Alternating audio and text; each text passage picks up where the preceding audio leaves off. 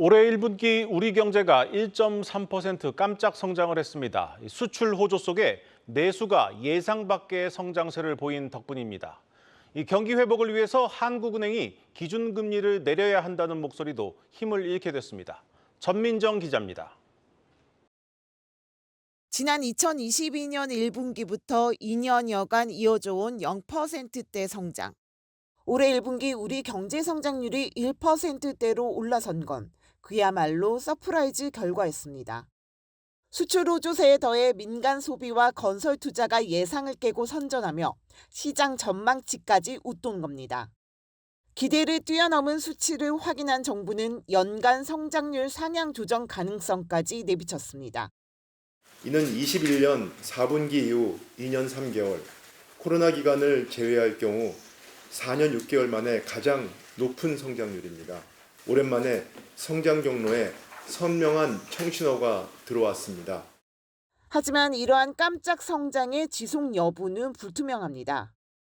1분기 1.3% 성장엔 지난해 4분기 소비와 건설 투자가 부진했던 데 따른 기저효과가 크게 작용했기 때문입니다. 중동 정세가 부추기는 국제 유가 급등, 미국의 성장세와 인플레이션 고착화 우려로 인한 환율 불안 등 넘어야 할 변수도 많습니다.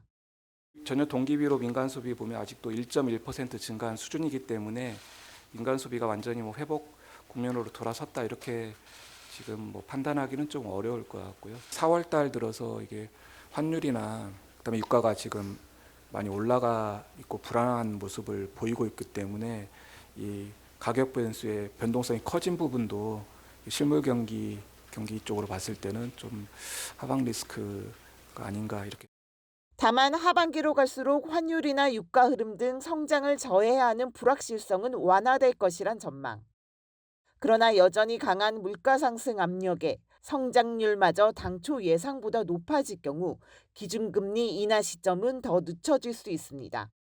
3, 4분기가 다시 이제 0.4 정도 이렇게 가정을 하면 연간 성장률이 한 2.4% 정도 나와도 될 것 같고 1분기가 상당히 예상보다 좋고 연간 전망치도 높아지고 금리 인하 기대했던 점이 좀 더 밀릴 가능성이 있고 멀어진 금리 인하 기대감에 부동산 PF 연착륙과 체감 경기 개선이라는 과제를 떠안은 정부의 고민은 더 깊어지게 됐습니다.